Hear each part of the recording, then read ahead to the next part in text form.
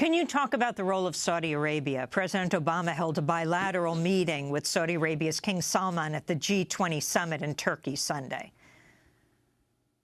You know, Saudi Arabia is the origin of radicalism, Islamic radicalism in the Middle East and the whole world and the whole Islamic world. Why? Because Islamic State ideology is the same Wahhabi ideology which adopted by the Saudi kingdom. This is, you know, they go back to the time of Muhammad bin Abdul Wahhab in 1704.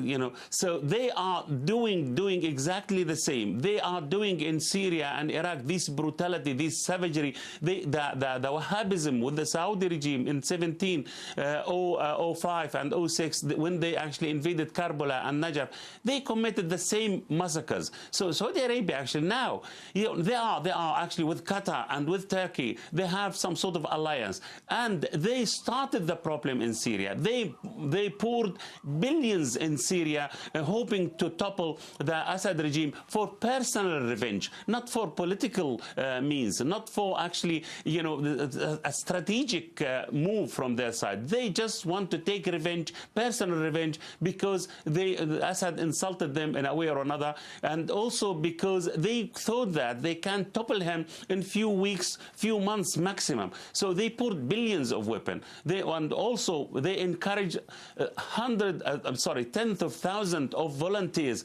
to go through Turkey to Syria to fight against the Assad regime.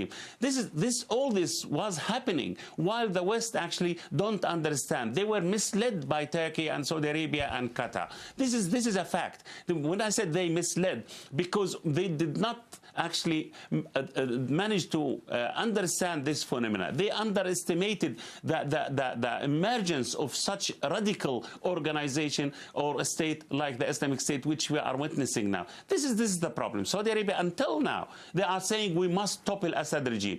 You know, okay, topple the Assad regime. You topple Gaddafi regime. You topple the Muhammad Ali Abdullah Saleh regime in Yemen. So what happened? Where is the plan B? Have you rebuilt Libya, for example? Did you set a good example in Iraq, in Libya, in Yemen, in Syria? What's the plan after Assad, for example? Who will rule Syria? Is it going to be democracy? Well, is it going to be like Libya? Is it going to be like Iraq, divided on the sectarian lines? This is the problem. Yes, Saudi Arabia now, they managed to influence the American White House, the American decision makers in your country. This is the problem. Now, you know, until now, the American policy in the Middle East is a complete shamble.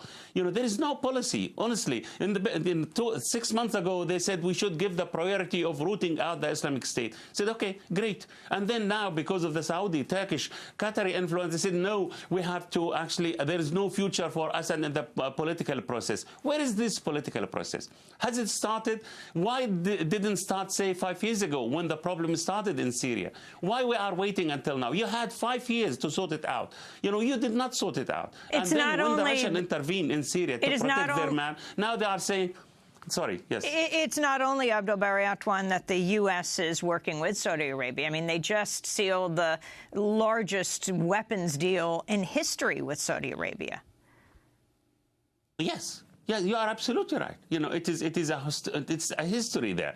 The problem is, you know, when they were feeding radicalism in the Islamic world, introducing the Wahhabism as the Puritan interpretation of Islam and Sharia law, the West used to work with them. They worked with them in Afghanistan, and it was very clear. And what happened after that? They toppled the communist regime in Kabul, and then, you know, they left anarchy there, bloody anarchy, so-called Arab Mujahideen. And Al-Qaeda emerged. Now, you know, they intervened in Syria. What happened? The Islamic State emerged. They intervened in Iraq. The same thing, Al-Qaeda again, Abu Mus'ab al-Zarqawi, At-Tawheed al-Jihad organization emerged. So usually when there is uncalculated and underestimated intervention, actually, that's what will happen in the Middle East. This is the problem. How and we keep repeating the same mistakes. How do you think the U.S. can put pressure on Saudi Arabia? Oh, yes, they can. they can, President Obama was actually absolutely correct when he told the Saudi, look, we are not going to bomb Iran, because you want us to bomb Iran. Okay, yeah, we can protect you from any Iranian danger. But, your problem is your people. It is internal problem. You have a population which is dissatisfied. Those population completely marginalized. Those people are unemployed and they have no future. They don't have any role in actually determining their future.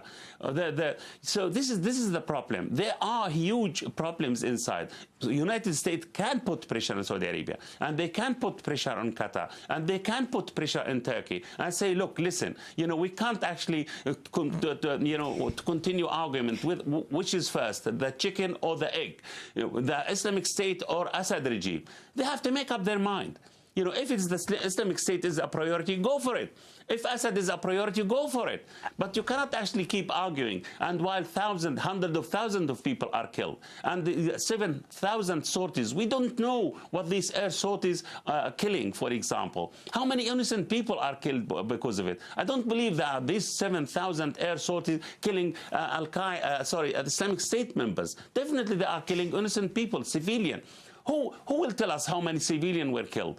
It is a completely taboo to talk about the death, civilian death, because of this allied bombardment of Syria and Iraq, the Islamic State areas. While until now also, at the same time, we don't have any accurate figures by U.S. administration about how many people were killed in Iraq because of the American invasion of Iraq. This is the problem. Once if the death among your enemy, nobody counts. If the death among the American, among the British, among the French, it is well calculated, one by one. This is discrimination. How can the people of the Middle East believe this kind of policy? How they are not going to fight this kind of hypocrisy in a way or another? We are giving actually ammunition to radical terrorist organization like Al-Qaeda, like the Islamic State, by this kind of policies. Abdul Bari, Athwaan, I want to get your response. I want to get your response to the comment made by presidential candidate Bernie Sanders at Saturday's Democratic presidential debate in Iowa. I would argue that the disastrous invasion of Iraq, something that I strongly opposed, has unraveled the region completely and led to the rise of Al-Qaeda and to ISIS. Abdul Bari Athwaan, can you respond, you who interviewed Osama bin Laden twice? Yes, Amy, he is absolutely correct. I am personally proud to have American candidate saying the truth. We need the truth. Yes, the American invasion of Iraq created Al-Qaeda, or strengthening Al-Qaeda, and created the incubator for the Islamic State. Because, they, as I said, under the banner of de-Baathification, they thrown millions of Iraqi ex-soldiers, ex-officers on the streets without any hope, without any dignity, without any pension, nothing at all. And this is the hardcore of the Islamic State. That's why those people are full of revenge, full of anger, full of blood. So this is, yes, the American, I agree with the Sounder. This is the invasion which created most of the problems. Okay, maybe it solved one problem, toppling a dictator he was a dictator, no question about that. But how is Iraq now? Iraq is completely dismembered. Iraq is a failed state now. This is the problem.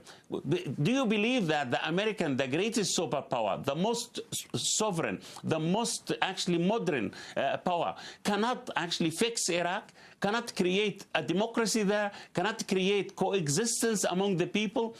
And what happened is the opposite, dividing them. This is Sunni, this is Shia. So this is the problem. Yes, it is. We have to say the truth. The American invasion of the Middle East, Iraq in particular, is creating the environment, the best environment for the Islamic State and for Al-Qaeda to continue their savagery, their terrorism, their brutalism against the people of that region. Abdul Bari Athwaan, I want to thank you for being with us, author of the new book, The Islamic State, The Digital Caliphate. Longtime journalist who served as editor-in-chief of the London-based daily Al-Quds Al-Arabi for 25 years, now runs the Ra'ayum website, recently wrote an article we'll link to its Salon, America-Enabled Radical Islam, How the CIA, George W. Bush, and many others helped create ISIS. We'll have part 2 of our discussion later this week. We'll be back in a minute.